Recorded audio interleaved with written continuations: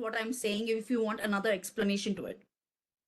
So the third question that I'll be asking is, do you think your parents still have any influence on you, regardless of your age? You may be um, 20 years old, you may be 40 years old, 70 years old, regardless of that. Do you think you, your parents still have an influence on you? Yes or no? Yes, yes. No, yes, my dad still haunts me. Yes. It's really great to see the kind of responses. Imagine as an adult, if we still have an influence of our own parents, it may be good influence. It may be something that we are happy about, we are excited about, something that really, the way they brought us up has really helped us grow in a particular way. But there is another side to it as well. Maybe there may be some practices that our parents did when we were small bachas, when we were small children, that is still stuck on to me. And I'll share some examples over here. Uh, are we satisfied with the success that we have? Can we enjoy that success? We got an achievement, say maybe we got an award. Can we enjoy that and celebrate it? Or do we want more and more of it? We are not satisfied with it. Or it could be about, um, I am finding it difficult to give it another try, to try something new. I'm scared of failing. I'm scared of what other people tell me. These are all thoughts and feelings that we as adults face right now because of some of our childhood experiences. And there is no one as influential as a parent in our childhood. Imagine if today, as 40 years, 70 years old, we still feel that our parents are still influential. We still want to make our parents proud. We still want to make our parents happy, even if that may not be something we feel is right. Yes or no? Quite a few times, I don't want to do this. I don't want to take this career. I don't want to marry this one. I don't want another child. But because it is an expectation of my family, especially my parents, I want to do that. As an adult, if we are going through that, imagine the level our children are going through. Because for children, the only person that they have are parents. So even if you shout at your child will still come running to you. Why? Because they have nowhere to go else. So you do good practice or not so good practice, your child will always come to you, however hurt the child is. And for the child, the parent is the most important person. It's like God, right? Whatever my parent says is right. Today, I may say that, yes, it may, whatever my parent did was not right. But as a child, if you go in your own childhood, what you know it's not right. They have not understood me. But still, because my parents said it will be right. And that is what things have bottled up into us. And today, if we are to a great extent, unless we have gone into a healing phase, forgiving space, then maybe we'll have overcome that aspect. But if we have not gone into it, we are still into the clutches of the pains of our childhood. It may be a little deep aspect of it, but I think this is the most important as we are in Diwali phase of cleaning our hearts, of lightening our hearts with the uh, right knowledge. So let me now, as we have realized that yes, parents still have some influence on us, good or bad, it is first important to cleanse our own self. It is important to go deep into our own childhood. Because if I am not happy, how can I make others happy? If I do not have the right experience, how can I give the right experience to my own children? So, considering that, we are going to be talking about different comparisons, different biases that we have. How many of you have heard the famous Sharma Ji Ka Beta? Sharma Ji Ka Beta got scored first rank in engineering, all India. What have you done? Right? How many of us have heard that comparison from our parents? See your neighbor, see your friend, you're studying together, but he has scored well. That person has won the maths Olympiad. And what is your rank? Did we get all of those sayings from our parents? Or maybe if our children, or maybe if our siblings, if you had more than one, if you were not the only child, right, in the family, be responsible like your elder sister. Be brave, strong like your brother. So it could be comparisons with other children. It could be comparisons within the family, maybe cousins or so. It could be comparison with your own past. Last year you scored full marks in maths. Why are your grades dropping this year? Why are you not studying? Why are you addicted to mobile? You want to play outside the full time. Who will study? Maybe the parent is comparing your present with your past. When you were a small child, you used to listen to me at the first go. Now I have to shout, I have to request, and yet you don't listen. Did your parents tell you any of these? Huh? And then the most highlight one. During my time, when I was a small child, I had to walk 3 kilometers to go to school. You have, the school is next to you. You're so ungrateful. During my time, we used to hardly have food at home. You have everything, and see, you want to keep ordering things from out. Right? So these are different aspects. What are these really trying to say to us is that what I need is not important. Who am I is not important. I have to be like others to be able to love. Same bus same classes ನನಗೆ ನೀವು ಚಿಕ್ಕವನು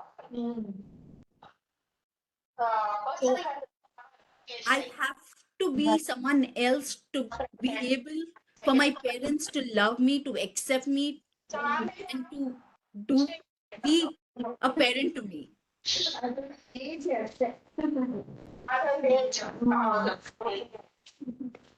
May I request? Maybe can you mute other participants? Yeah, thank you. Hence, we are always striving to be perfect. Hence, we are always striving to understand what my parents want from me. Even at this age, we want to know, is my parent proud of me or no? How much ever we have achieved, is that achievement really worth for my parent or no? So if it is impacting me till date today, then imagine how much it has impacted me as a child when the only person I had was my parent. I had no other option, right? I can't run away from home. Some people do as an exception. But I have to live in that. I have to accept my parent the way they are. And plus, I cannot even voice out what I feel because then I'm labeled as arrogant. You always keep fighting with everyone. You're indisciplined. The most important thing as a child, every word, action, or thoughts of our parents is a golden rule for children. Even till date, the child is, as per the child development, this doesn't change. however much we are in the 21st century. So if they say we are bad, that means yes, maybe I am bad. If they say we are careless, maybe yes, I am careless. If they say I am irresponsible, maybe yes, I am irresponsible. If it's true for some things that they have said positive, it's also true for some things that they said negative towards us. And if you all have a book, a plain book, if you have a small dot on the plain book, our focus won't go on the white sheet. Our focus will always go on that one small black dot. Yes or no? Right? It means how much ever good things are, but our mind is such that it will always go into something that is negative, something that has hurt us, that will always remain in us forever. We may have bottled it up, close that ducken and throw it off, but it's still within us. So though today we know that our parents are humans and they can and were many times wrong in the past, yet as a child, it is always difficult to think that my parent is wrong. Parents, give love. And now all of y'all are in that stage of parenting, most of y'all, right? Y'all give the best. Y'all want to give the best to your child. Yes or no?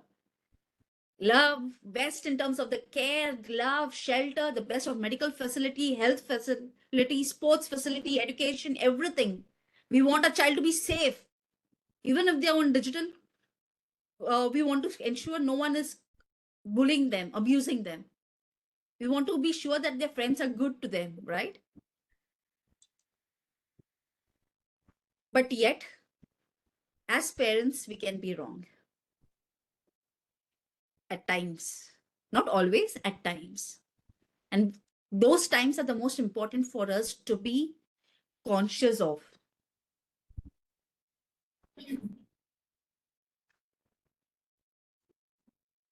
There are quite a few things that we have internalized it, that even till date, we are struggling with those thoughts that we are not good enough, that people will laugh at us if we do this.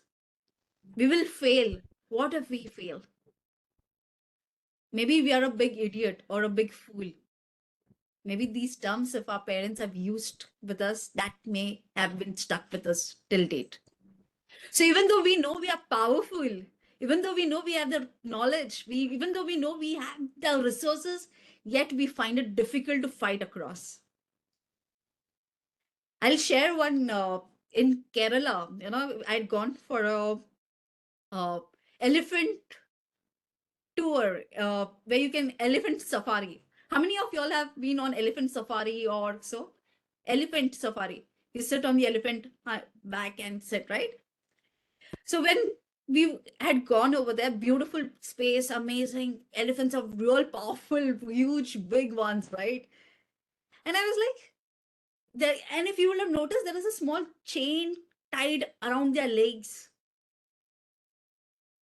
I asked the caretaker, what will that small chain do? Meaning, elephant is the most powerful, damn it, the most powerful animal. What that small chain can really hinder that big, powerful elephant? And he was like, right from the childhood, we have chained the elephant to this level that the elephant feels helpless. They feel they cannot do it. So even as an adult elephant, they are not able to break that chain. They are strangulated to that chain. If elephant, the power the elephant has with the one push, it can throw anyone off guard. The person can die, yet because of the childhood experiences that elephant had, today, even that though the elephant is big, huge, powerful, it still can't use that power. And it's the same with us. We may have known things, or maybe it was unknown to us. But this is a reality that I'll show in some few more minutes more. One exercise that will bring some things to your light.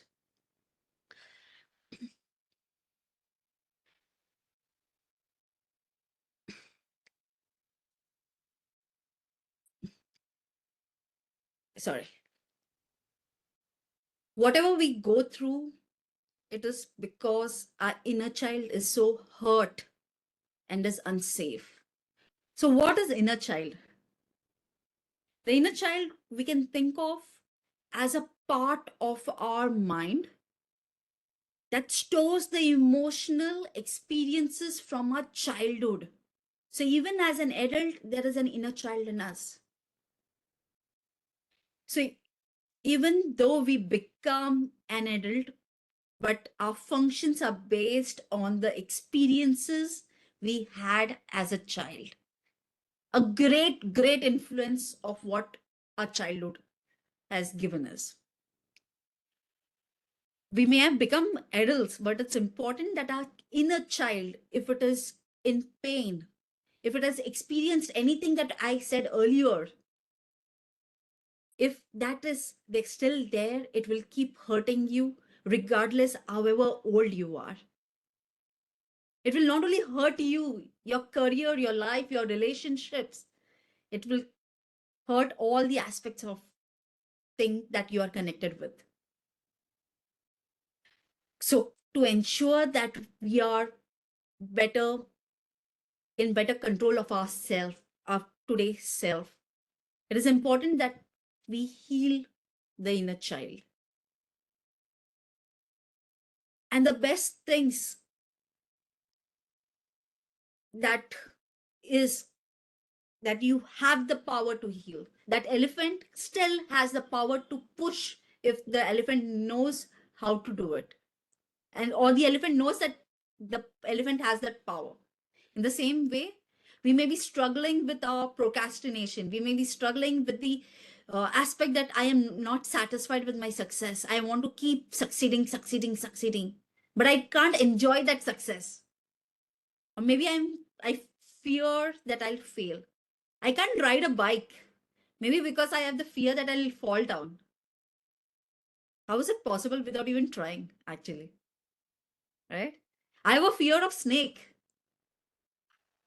I've never seen a snake. Then how did that fear come into me? There are so many things that we may be fearful of. Make a note of that. And try to understand from where did that fear really come in? From where did that pain really come in? And how can I really heal it? As I said, parents are the most important thing. Is it connected to my childhood? Is it connected to something my parents must have told me? Maybe some stories, ghost stories, that ghost will come, police will come to take you, or whatever it is. Or maybe my parents hit or shouted at me. Hitting and shouting has a huge influence on the child's development. Unfortunately, the negative impact is a lot. Studies don't show research, since most of you all are engineers and everyone. So far, most of the research has not shown any positive signs of beating, or if we hit the child will be better or no, or even shouting to that matter. So the first important thing is take this moment right now to think, what is that one thing that I'm really struggling with? Why am I struggling? Did anything happen in the past with me, especially in my childhood? If that is the thing, write it down. What happened? What was the environment like? Who was there over there? Was it my mommy? Was it my daddy? Or were they not around when I required them the most? Maybe someone was troubling me. I shouted, "Mommy, come, daddy, come. This person is troubling me." But rather, they did not come to save me. Or maybe they came and they shouted at me that, why are you shouting so loud? They are your uncle, aunt. They may be doing the right thing for you. A lot of abuses have happened in family, right? Where uncle, aunts, grandparents, even parents have abused children. It could be a physical abuse like hitting, shouting. It could be emotional abuse. That means not giving the love, the care that is required. It could be sexual abuse, where the child, as a child, you may have been abused or molested, or maybe even raped. You asked for help, but you did not get that help from the one that you was supposed to help you, was supposed to love you. Write that down on that piece of paper. It's important. Whatever your heart has stored for so many days, for so many months, so many years, it needs to come out. Secondly, if your parent is around and if it is connected to your parent, Yes. then please speak to your parent about it. They may accept it, or they may say, no, no, it's not right. Whatever you are thinking is not proper. But as a person who's going through all that pain, it is important for you to share, to tell the parent, maybe in verbal form or in written form.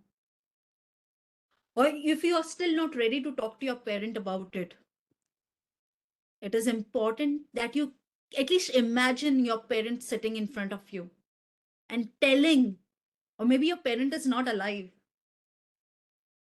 It is important to tell what you have gone through. That pain that you have gone through may not be a pain for your parent, but it may have been the worst pain that even till date you're suffering with.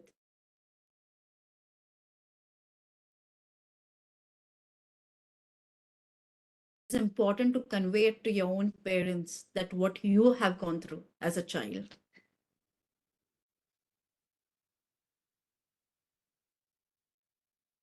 We are going to now be doing a particular strategy right now. Before that, I want to ask you all, how is it going on so far? Is it something that you can remember that has impacted or is still impacting you in your life? You can put on the chat. Just yes, no, some things, or is it, or are the things not, do you not see connection? It is fine to say that you're not seeing connection with whatever you're going through as well, right? It may require a lot more self-reflection in that process then. Because if everything was going on fine, I think our life would have been Jingalala, meaning the super happiest nirvana. We would have reached the nirvana stage. Did we reach the nirvana stage? Right?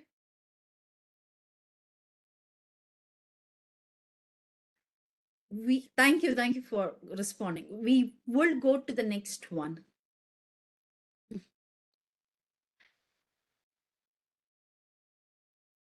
The third strategy that I will be talking about, or we will be doing right now, is called reparenting. That is to be a parent to your own inner child. We may not be in our talking terms to our parents. We may not be able to express what our parents did to us. But it is important to heal our inner child. So we will become a parent to our own younger child that we were. We will become a parent that we always wanted our parents to be. Especially during the childhood when the only people that we had were our parents. Requesting you all to be in a comfortable position. You can sit, you can close your eyes, just relax. Be in the most comfortable position that you can be. Begin to turn your attention to yourselves inward by taking a few deep breaths, inhaling through your nose as you feel your lungs and belly, your tummy expand. Then exhaling slowly as you invite your body to begin to relax. We are going to spend the next few moments together, calling to our minds an image of your house where you spent your childhood, where you stayed, where you played during your childhood. Imagine that house of yours. See your house from a distance. See that front door of your house and slowly start walking towards the door, towards your childhood home. See yourself getting closer and closer to the door. And as you journey towards the home, begin to notice any shifts or changes in your bodies, in your body sensation. As you arrive to your childhood home, open the door and walk inside. As your adult self, as you're right now, walk inside your childhood home. Take a moment or two to look around the house. What do you see? Notice what you're doing over there. Notice if anyone is also in that house. Notice what the others around you are doing. Notice the expression on their faces. As we continue with this exploration, some of you may notice upsetting emotions or uncomfortable shifts in your body sensation. As they arise, simply notice and continue to breathe more deeply and slowly into your belly, helping calm any discomfort you may be experiencing. Begin to see your adult self. Walk over to this child version of you. Take a moment to notice how this child feels. Is this small version of your child happy, lonely, scared, sad? Just notice. Whatever comes up as you stand next to the child, kneel besides your child's self now. Hold your child's self, hold their hands, or hug them if you choose to. or feel and look at your eyes. Look into their eyes and say after me, I am here with you now. I know what happened and how painful it was. The adults here are wounded. They're wounded themselves. I love you and accept you for exactly who you are. And I've come to protect you. From now on, you are seen, heard, and understood by me. And care, we will take care of ourselves together. Tell your child's self that it's time to leave. It's time to leave the childhood home and allow them to gather anything they want to take with them. Maybe a toy, maybe a doll, or their favorite blanket. Take it with them from that childhood home. Begin to walk up to whoever is present in the home and say after me, it is now time for me to create my own life. I know you did the best you could, and you have your own unresolved traumas. I need to begin my healing journey away from your now. And I detach with love.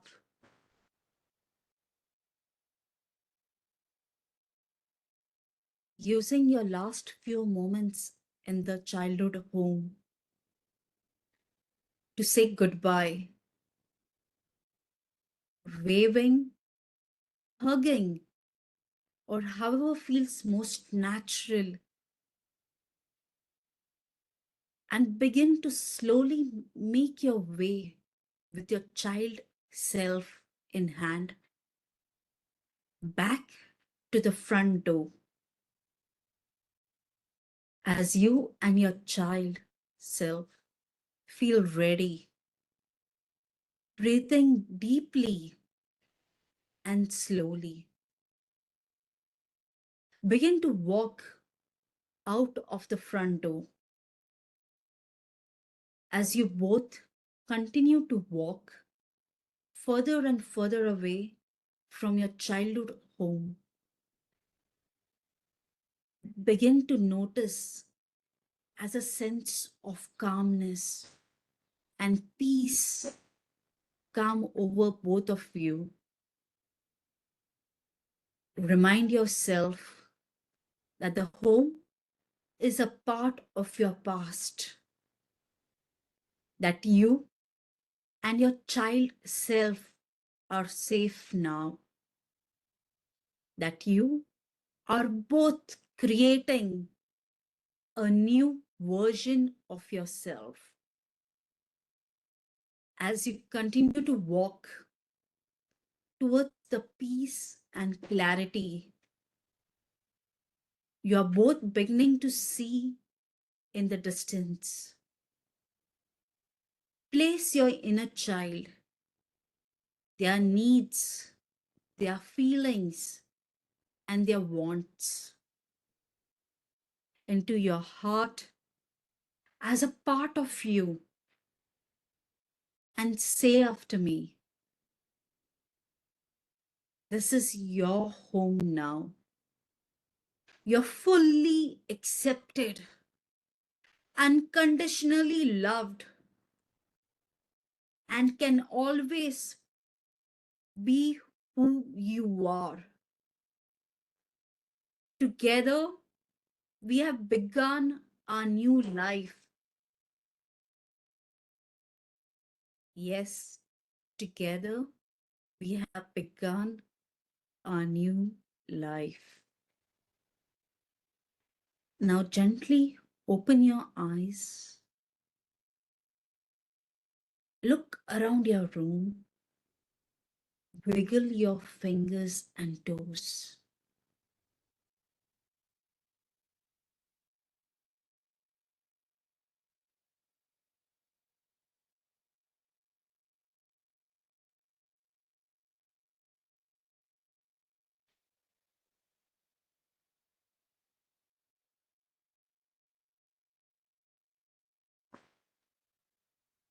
We will now do some reflection. Now it's time to focus on your own child. Your own child, the one that you gave birth, you have adopted or so. It's time to reflect what your parents did to you. Are you doing it to your own children? Now imagine your child.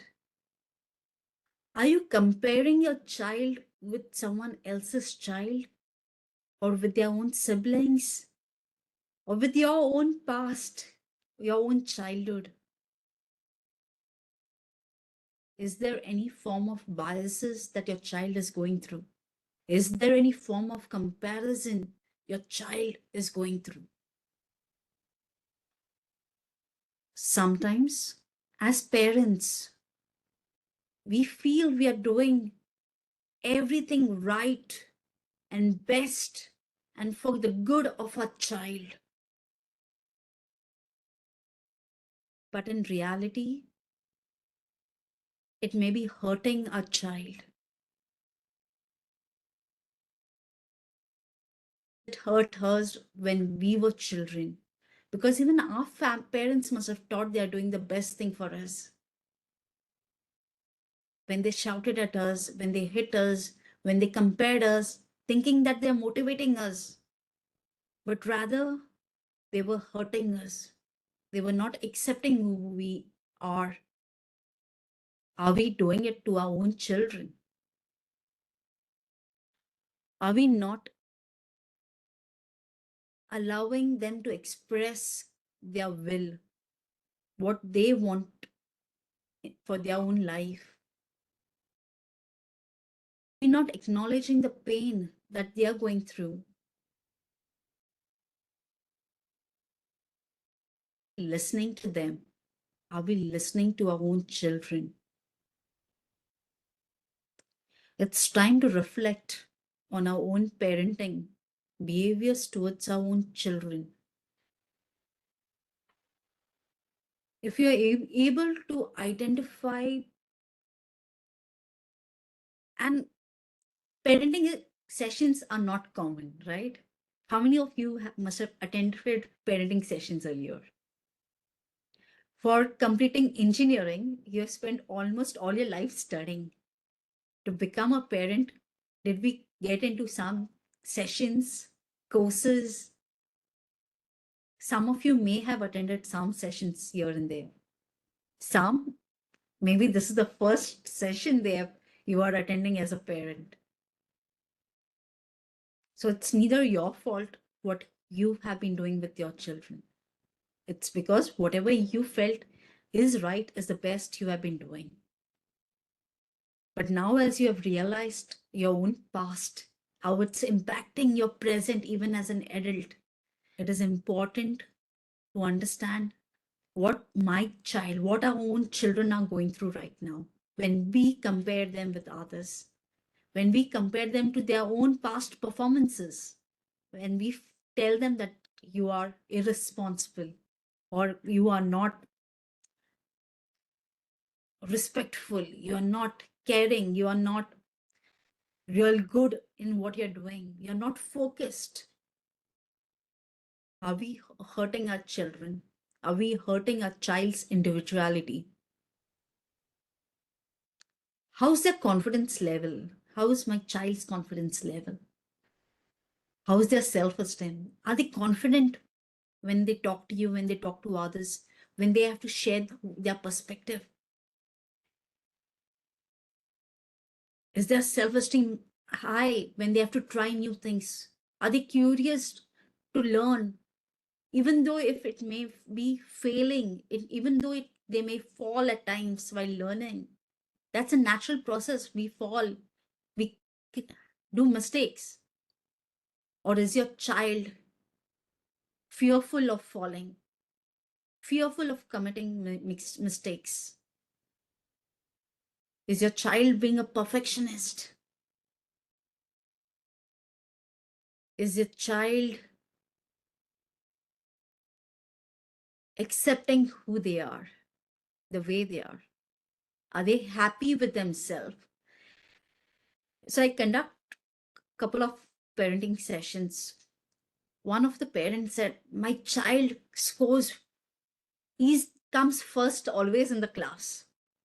He's the best child. You tell him, he'll listen to me at one go. I need not even repeat anything. But he is not happy. When he scores well, he's not happy.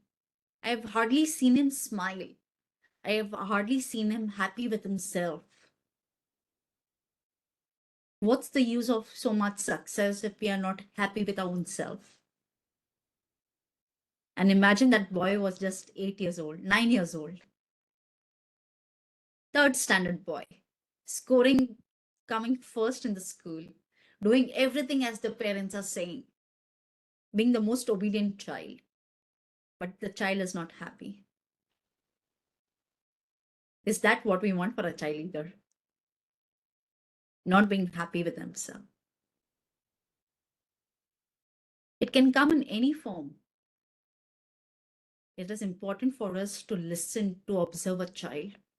And that observation came in after around 3 days of observing a process. It just didn't come like that.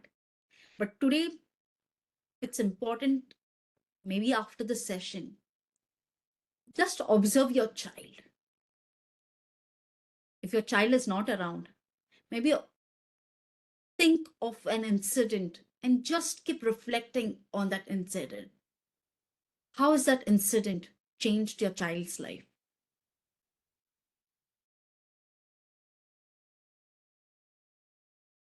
Sometimes our children are not grateful, are not happy, right? Why is it? Is it something to do about our own expectations?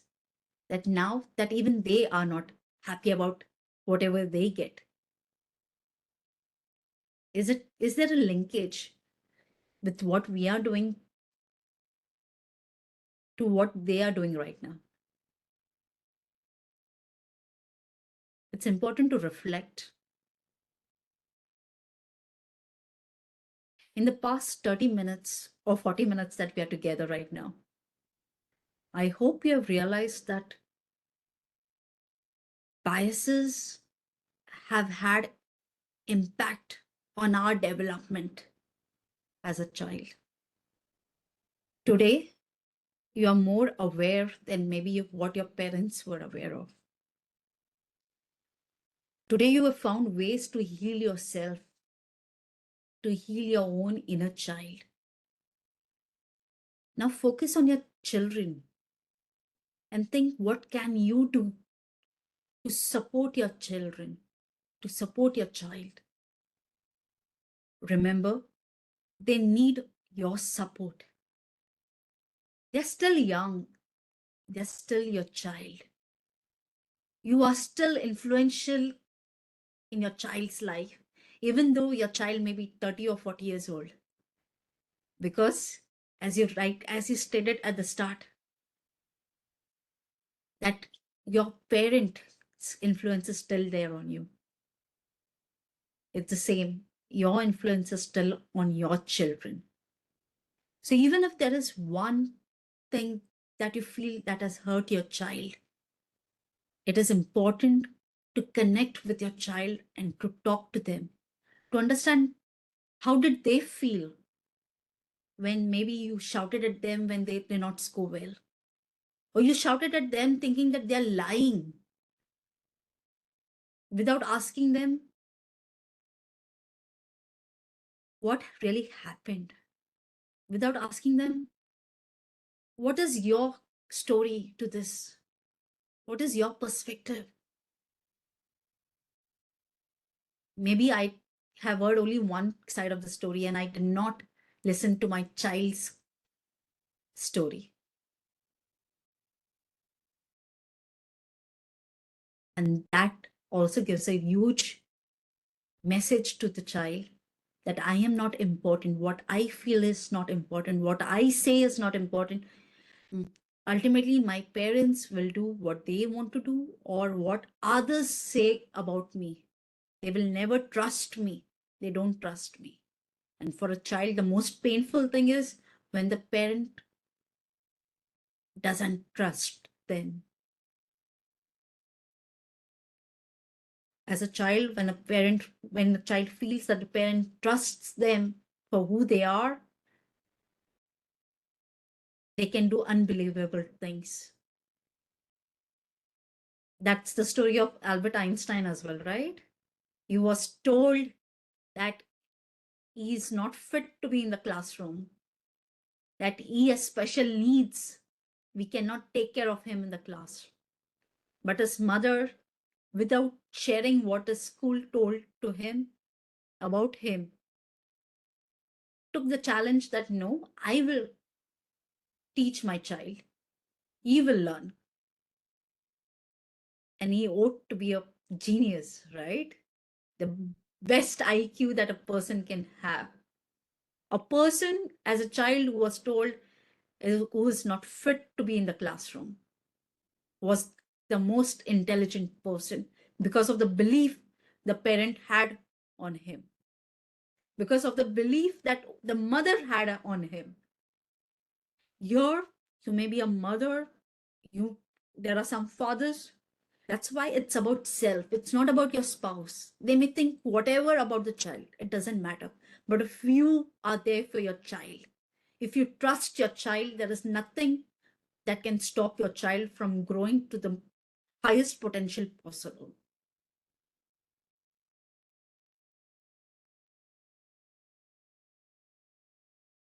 I would like to end by saying your child needs a parent that is supportive, loving, understanding, who is asking them for their story, what they have to say, and encouraging. And as I strongly believe, you are your child's voice.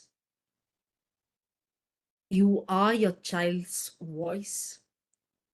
So choose your words, your actions, your behaviors, your emotions wisely when you interact with your child. Thank you so much for participating in today's session. And a special thanks to IEEE Returning Mothers Conference, Dr. Ramlata, Dr. Lakshmi, and their amazing team who's striving to give the best to the society, to the women, and creating impact in their lives. And a special thanks from Vicky Equitable Parenting Council. It's really great to partner with you for this conference. Thank you so much. Thank you so much, ma'am, for an insightful session. And I'm sure that everyone has taken valuable insights on creating an inclusive and importance of open environment for the children. We now have some time for questions. So I would like to request everyone to put their questions in the chat box so that we would be discussing ahead.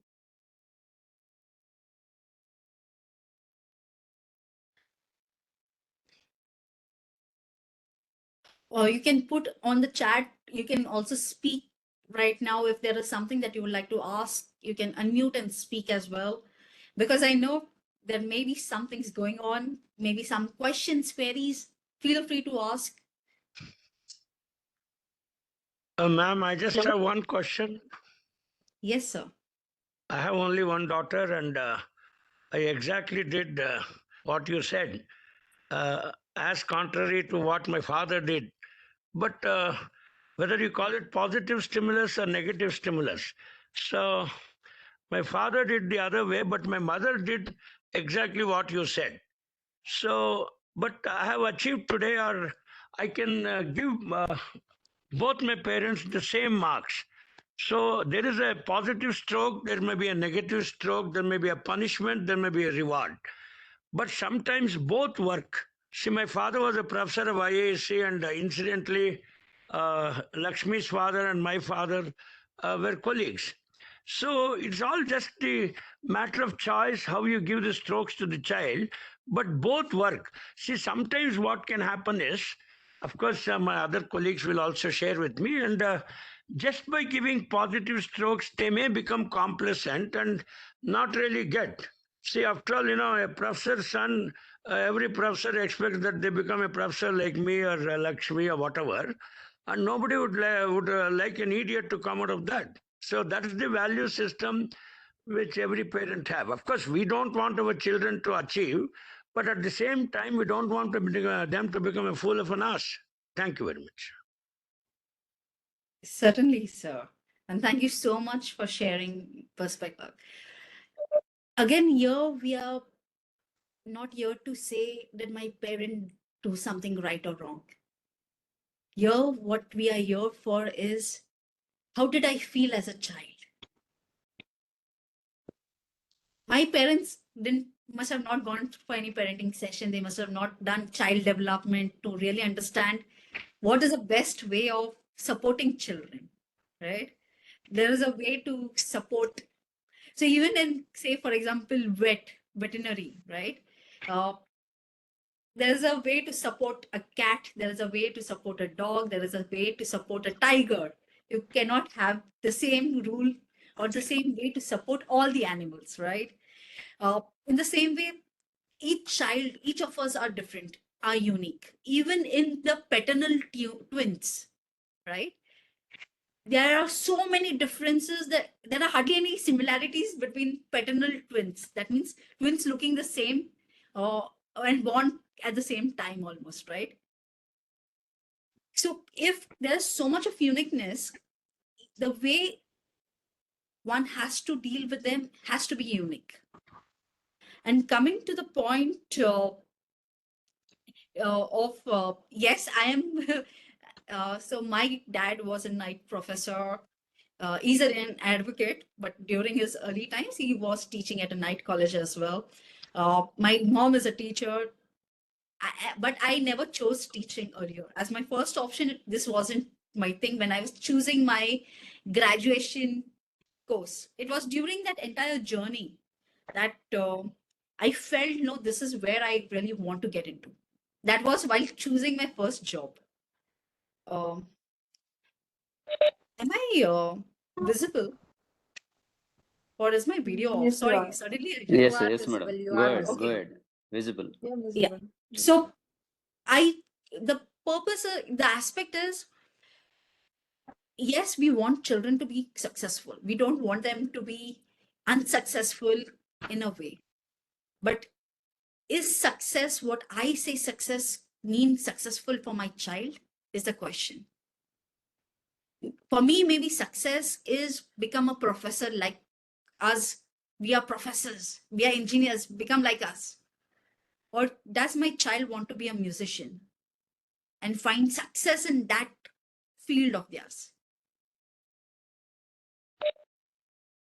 If the purpose, or maybe my child is struggling to figure out what is the purpose of their life, and they are maybe on that journey to figure out. So unfortunately, I do not know about your child and what level they are at, but maybe it's time for you to sit along with the child to understand. And as I said, not even speak to your child. Don't even speak to your child. Just sit with your child. Observe your child. I'll just make a small point. Of course, Dr. Lakshmi knows many of our things because of that. But on an abstract form, just to share here, see, had my father, I mean, there were both positive and negative strokes, I told you. And see, I would have become something. I would have become some Mr. X, but I would not have become what I am today. That's only because of my father and his insistence that we be like that. Of course, my other colleagues also might have the same experience. See, well, it is not to satisfy my father. See, today I am very proud and happy that my dad was like that, and therefore I am like this. So, suppose he had not insisted and went on approving whatever I did, I would not have become anything. If we take another scenario, if your father sat along with you, spent time with you, saw what you are interested in.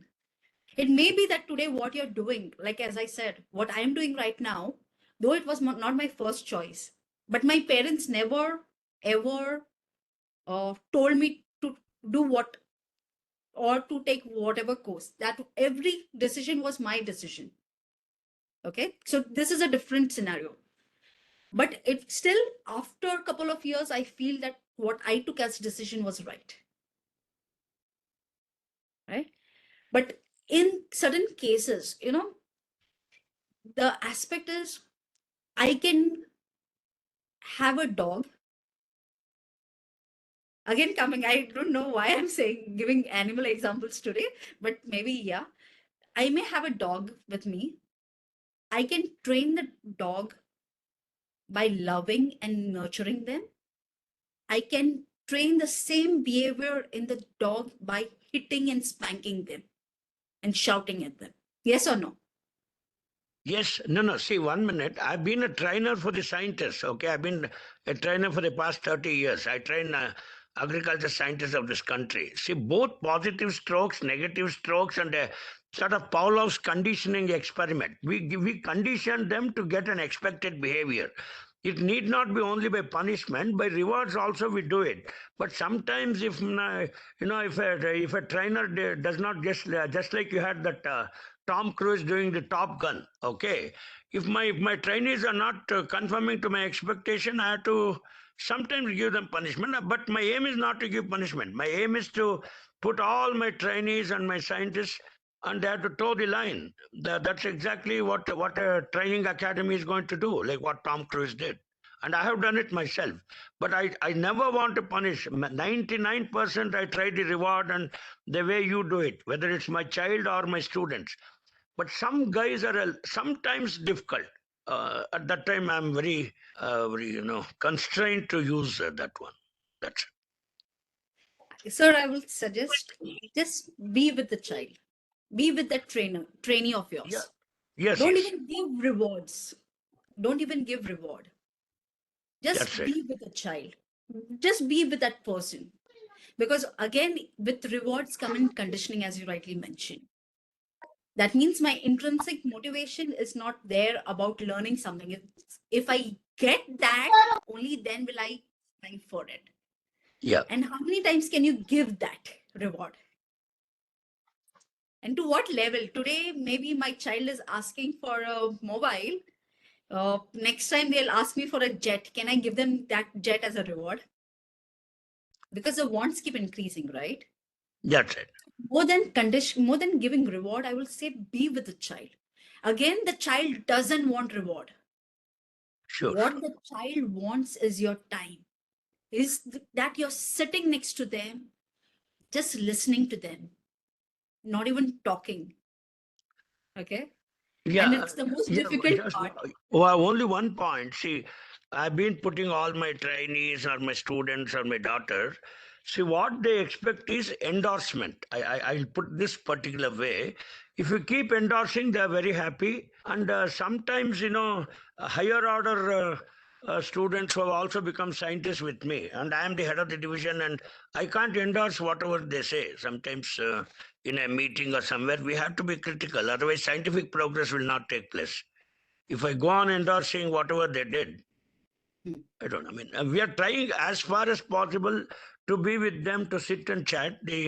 Maybe the present generation is like that. Whatever they do, they ask us to endorse. Sometimes it doesn't work.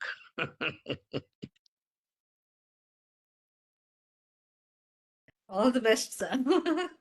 Yeah, thank you. No, it was very informative, eye-opener, and then I've been doing most of the things, but yours added real value. I mean, Yeah. the way we should approach the child, of the inner child. No, it's also on the line of this uh, Eric Burns, that child ego state, parent ego state, and adult ego states we use in training. And of course, we use the Johari's window as well.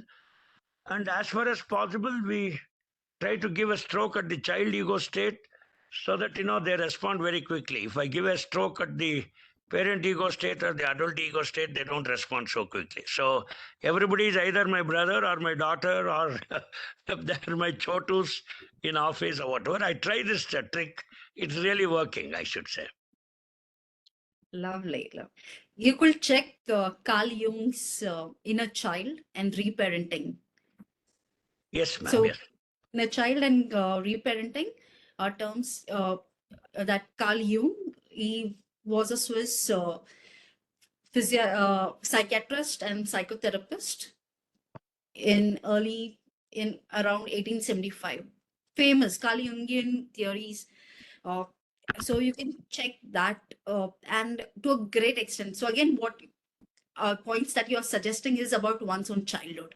Why would someone who had a great childhood seek for love as a child? That's it. They should seek love as an adult, right? But the very Thank fact you. Thank that you, you are madam. It seeking, was then excellent, excellent inputs, really. Yeah, I really. mean, I have been reading, I mean, all through, I mean, these kind of things are very rare. So I used to read a lot about parenting, and I used to hear Shad Helmster. I mean, his tapes,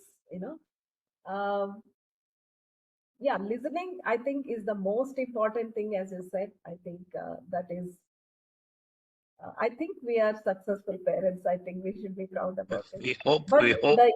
the inner child thing is something new, which I'm going to reflect and see how it works. Thank you so much. It was such a wonderful session. I think we have some questions on the chat, Lakshmi ma'am. Probably we should cover those also. Yeah. So My I can see the questions have been question that already covered. So from Ashwini, whatever questions are there, I mean, it's already been answered. So maybe we can go to other Yeah. questions. The other questions are, sometimes what we say is good for the child. How do you suggest we speak with the child to make them understand? sorry, I could not hear. Okay, GB. Sometimes what we say is good for the child. How do you suggest we speak with the child to make him understand? It is, before even speaking, I will again come to the point of listening to your child. Because whatever I say, or anyone to that matter says, even when you go to a counselor, a psychologist, the first thing that happens is the counselor listens to the person. Yes or no? And as a parent, you are the child's counselor. So I will suggest, first, listen to your child. The moment you start listening, so when I say listen to your child, when they come to you, the mobile is away from you. Your focus is completely on your child. You're not even thinking about what to cook, what assignment has to be completed, what have I to submit, nothing of it. Oh, my child has not completed the exam assignment, not even that. Okay. So when your child comes to you, or when you go to your child, just be with your child in their present. Or what I normally tell my parents is, if your child likes video games, children love games, right? And we want our children not to play games. Yes or no? Or not to watch. I tell my parents to go and sit next to them when they are watching videos, they are playing games, and play with them. Even if you don't know, ask them to teach you. Spend that time with them. Spend the time when your child is the most happiest, They will spend the time when you think is the most needed. Because they now know that my parent, the child always knows that the parent wants to do good for them. But the child also knows that my parent doesn't see me happy when I'm playing games. They are always focusing on my education or becoming the best. But this gives me happiness. My parent can't see that. My parent doesn't even notice what I'm happy about. Do I really know as a parent what makes my child happy? Ask yourself that. The moment you get answer to that, you'll be able to answer what will work best for your child. There are 10,000 ways, 10,000 strategies. And I can say that right now, all the 10,000 strategies. But you don't require those strategies. You require one strategy that is important for your child. And that strategy only your child can answer. So be with your child. Is my humble request. I know I'm not giving typical theoretical answers, but do it only today. And then you can give your response. I sat, but my child, it was the worst time ever I sat. Tell Dr. Lakshmi, tell Dr. Ramlata what ACL said was useless. It's fine. But I want you to just sit with your child today. Yeah. That's an amazing answer, ma'am. Thank you so much, ma'am, for a very insightful talk. And you skillfully walked us through the inner child and offered a healing perspective that was wonderful. The main thing is we need to check on the child's interest and the space we should give them, as you correctly said. And also, we should encourage their passion that will make them more happier. And your discussion was wonderful. And most of the parents will love their practical tips that you have given them to address this. And really, I inspire your talk. Thank you so much. And if there is a recording session, we love to have your recording session talk. Thank you so much again.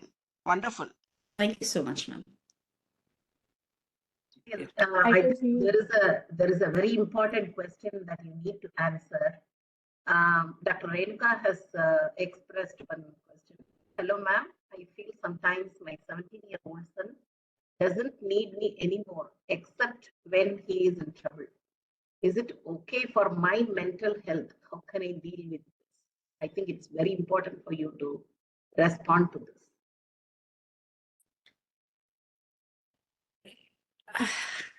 So, yes, Dr. Ramlata. So it is a crucial question, very important in two perspectives. One, because it's a teenage time, right? A time where the hormones are completely going haywire for the child, right? The second is from a parental perspective, I have always been so nurturing towards my child. I've always taken care of my child. And to suddenly see my child go away from me is the most difficult phase for a parent as well. So, two important aspects over here. Dr. Renuka, let me put this again. Let me say this, what you have typed again, because it's really a crucial thing. And I think some of you all will have teenagers, teenage children of yours. Hello, ma'am. I feel sometimes my 17-year-old son doesn't need me anymore, except when he is in trouble. Is it okay for my mental health? How can I deal with this? One aspect to think is, if my child doesn't come to me when he is in trouble, he goes to someone unknown, some stranger, will it be safe for him? Will it be safe for me as a parent? Because for me as a parent, my child is everything, right? If so, here there are two aspects: my mental health, my child's mental health as well. The first thing is the fact your child is coming in to you when there's trouble is a great sign. Is a sign that your child feels that I can still go to my mummy at the time when I feel the worst. When I know I'm screwed up, I've screwed everything, I can still fall back on my mother. And to have that feeling from a child is a huge thing. Today, there are so many children who are not, forget about teenagers, even at the age of 8 and 9, they're not going to their parents. When there is a trouble, they're going to strangers. They're going to friends who are more, they do not have knowledge, right? Young, same age group. How will they guide your child? Or they're even going to strangers to that matter. They're becoming vulnerable in front of others. And people are misusing that. Misusing, so if you see a lot of kidnapping, drugs, alcohol, pornography, how are these things coming in? It's because someone is taking an upper hand when your child is at the most vulnerable stage. So I feel if your child comes to you when the child is at the lowest phase of their life, is a huge reward for you. Yes, it's the most difficult because how I have my own tensions now taken on my child's tension. But this tension will be much easier to solve as compared to when your child goes away from you. What if your child starts taking drugs in that tension and you are not aware of it? What if your child gets into criminal act and you're not aware of it? There are so many children who are being abused physically, emotionally, sexually, because they do not have anyone to call them to tell their difficulties. Here, if your child is coming to you, is the biggest reward I feel for you. And I hope you see the positive in such situation. And I'm sure the more you are there for your child, especially because a child is 17 years old, teenage child, adolescent child, the more you are there for your child when your child is at its lowest, today or tomorrow, the child will realize and be with you at the child's highest level.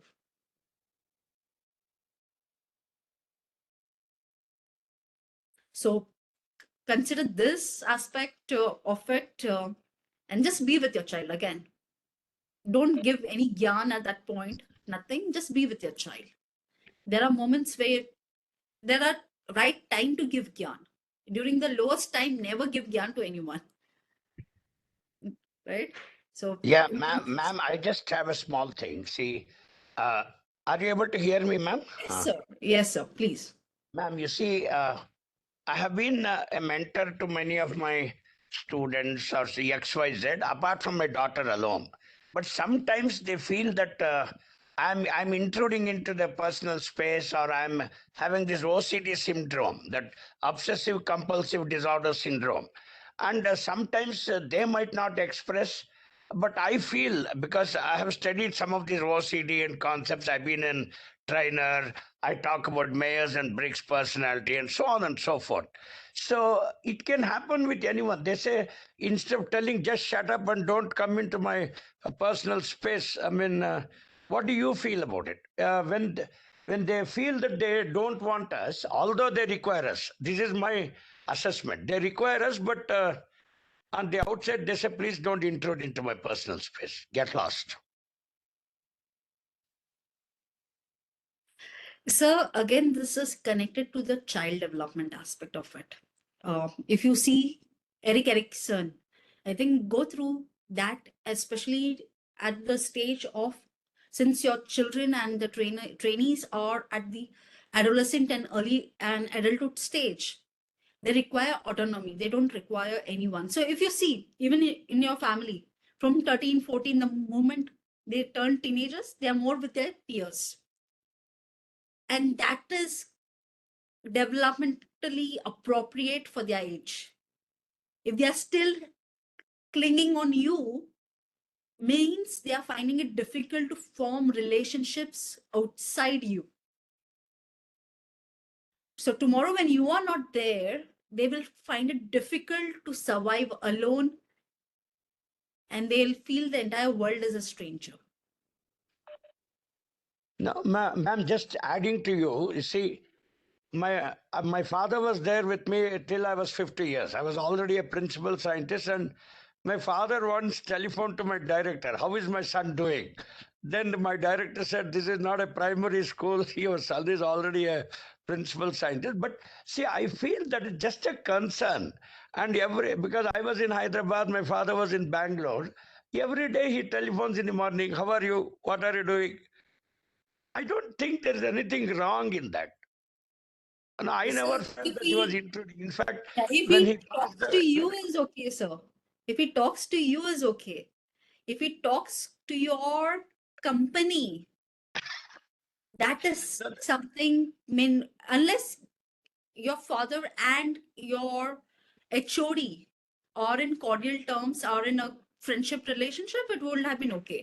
Today, if you ask me, I do not accept team members from whom I get calls from their family members. Because no, my director was also a professor. He is also a professor. It was just a courtesy call on the lighter way. yeah, But, that is okay. That's why I said, as a courtesy, that's as a okay. friendship call, it's okay. But as a family, as a parent, we need to restrict ourselves. We cannot overflow into our child's life, which is harmful in a big way. Let me alert you again. As an adolescent, the adult has to go to other people, has to make friends outside the family, has to go and connect with the society without you. They can come to you to share about their experiences, good and bad. But if they are always clinging on to you, or if you are expecting them to be clinging on to them, it will be a big problem in your child's life. It will, first of all, as you rightly said, it will sour your relationship with your child, with your trainees, because they will think as if you are someone who are not happy about their happiness or their autonomy, independence, right? You are a pain to them, you're a burden to them. And this, they are right as per their developmental age. Again, I'm telling you. So because of a lack of knowledge of at what age the child, and how much love and care we need to nurture, how much independence we need to nurture, because we do not have that kind of knowledge, it impacts our relationship with our child. Today, quite a few of us may not be in talking terms with our parents. We may be forcefully talking once in a while to our parents. Think about your own self. Are you really happy? If you were happy about your parent, you would have spoken wholeheartedly. You will not even come to know how time flies. But if you're speaking once in a while to your parent, that means there is a strained relationship. If you speak every day to your parents as well, but if it's not happy, you realize, no, when you talk to your first love, that happiness is there, right? When you talk to your parents about something exciting, that happiness is there. But if that happiness is not there, that means it's strainful. It is. So these are aspects of it. I would certainly suggest, if your child is, say, 10 years old, study about developmental age of child of 10 years old and below, because we miss out on the earlier ages. No, now in a child, if our parent knew the best ways of each, see, as I said, we do the best for our child as per what we think is the best. But are we doing the best of the child as per the best for the child's development is a question that we need to reflect on. Yeah. No, just in a lighter way, because my daughter is now 22 years old. She's now pursuing her master's. So sometimes, when I scold her, she says, nothing doing, no talking with you. You have to pay 1,000 rupees fine and then we talk. And we are not able to, stop that communication. Both reciprocatively need each other on a daily basis. I mean, I don't know whether you call it love or you call it obsession or you call it intrusion, but there has been some sort of a guidance and it's all there. And sometimes, even when my trainees switch off their mobiles, one of my guys, he has become a head of the department. That fellow has switched off his phone, and I am feeling very bad. Like you told that sometimes we need that mentoring, we need that mental space. Sometimes they also need it. Which is the correct way? I don't know. I'm just confused now. Suppose my daughter or my trainee switch off the phone. Till yesterday the phone was ringing and today they switched it off. So I'm feeling very obsessive or whatever you can call. So I'll end this conversation, sir, with the one thing that today's focus was about self. Did we speak about children? Did we speak about spouse? Did we speak even one word about a spouse? No. Why? Because you are attending the session. No one else is attending. Your child is not attending the session. Your spouse is not attending the session. They don't know about the inner child. They don't know about this. You know about it, right? So let's do we have any more questions? One last question I can see here from Dr. Nandini. Hi, ma'am. My 11-year daughter expectation that I must be with her all the time and be patient all the time, even something is wrong. Yeah, this scenario is contradictory to Dr. Renuka ma'am's scenario.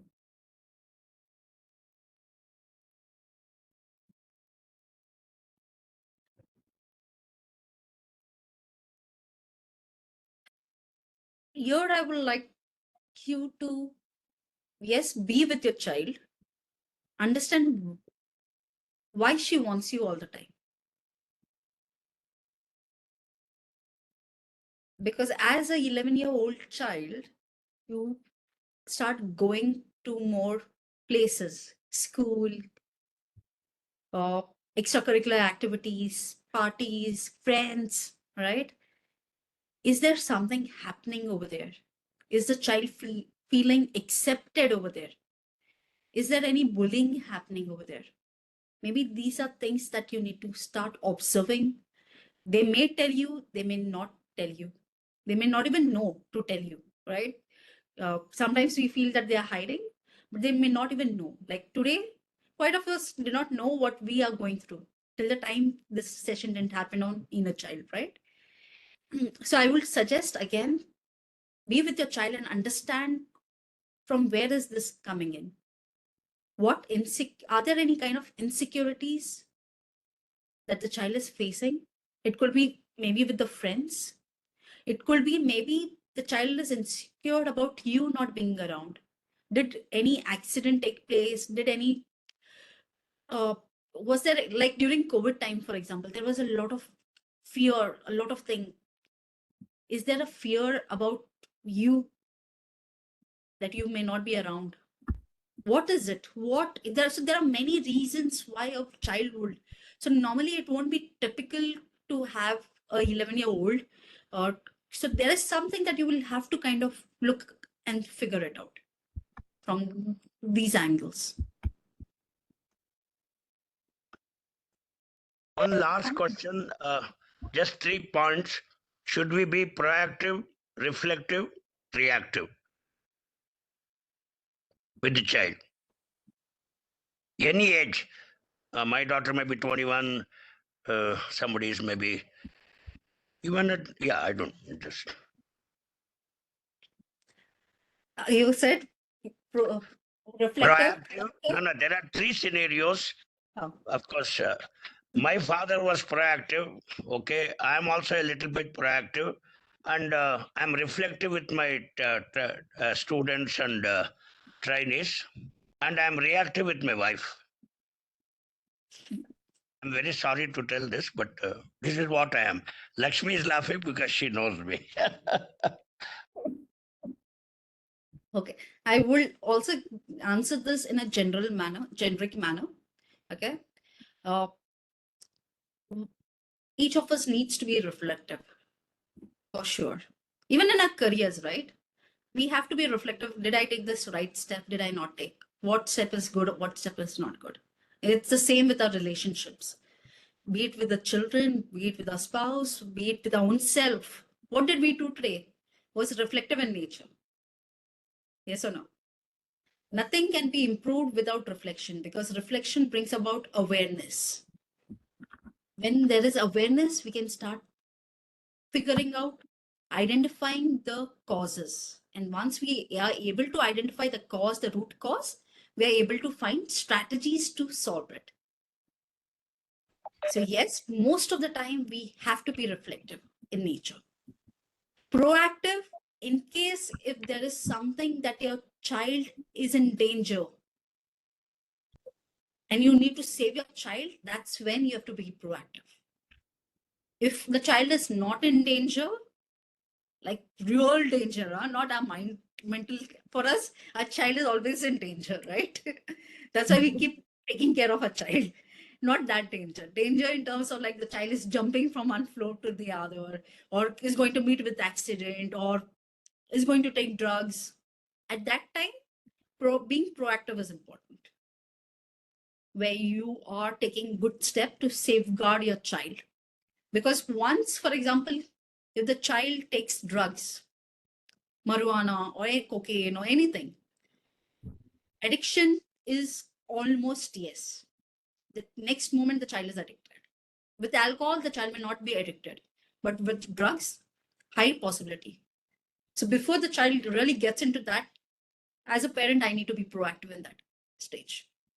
But if my child is experimenting with music or cricket, I can take a back seat. I can just observe that where my child is finding more happiness. Maybe 5 minutes he'll play music, 5 minutes he'll play cricket. That also is perfectly fine. Who said that I have to live my life playing cricket all my life or to be a professor? There are so many doctors who have become the musician. मेरी गली में तू कभी आना. That there is a saying. There are so many musicians, right? Who are doctors, engineers who turned into musicians. Yes. Yeah, it's fine. And it's good. If you know at any point you know that this is not what's giving me happiness, it's good to switch and figure out your purpose in life. Or figure out what gives me happiness. Forget purpose is a huge, big term. Simply what gives me happiness. Because if I am happy with what I'm doing with my life, it is only then can I exude happiness to others. In the aeroplane, they say, right? Put the mask first onto yourself, then to your child. In the same way, today's session was first heal your own inner child and then focus on your child. Yeah. Go. Fantastic. Yes. Thank you very I much. think, I think we are done with questions. Yeah. Thank you so much. Namaste, and keep me in your prayers so that, yeah, and all the best into in your own journey and your parenting journey. Yeah, so as we conclude, heartfelt thank you to Azil, Fiona Marcus ma'am for sharing her expertise and to all of you for joining us today. I hope you found today's session insightful and inspiring. We would like to present a memento on behalf of the Returning Mothers Conference team for such a wonderful session. Thank you so much for letting us know how small behavior reflects on our children. Thank you so once much, again. Neil. Thank you so much, everyone. Thank you. Fantastic. Thank you, madam. Our- Thank you. Fantastic, really. And thank you so much for Thank you accepting very to much. be a speaker for our Thank you. conference, Preparing Mothers Conference, pre-conference. I think this is the most successful pre-conference event that we have conducted so far. In terms of content, in terms of delivery, and in terms of the takeaways, I would say so much. And there's only one thing I totally agree with the strategies that you have shared today. And I feel that for any child, it is necessary for them to be feeling free with us. And at the same time, we also should let them be free. Yes. Because if we love something, definitely we should let them free and we should experiment how they are reacting or how they are responding.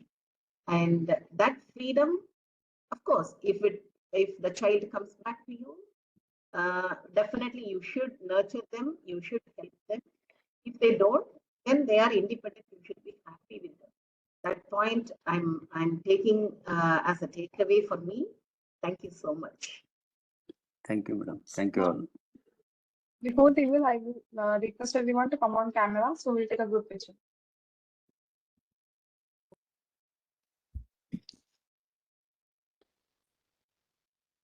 Okay, guys, we will be just taking a picture and then we'll end the session.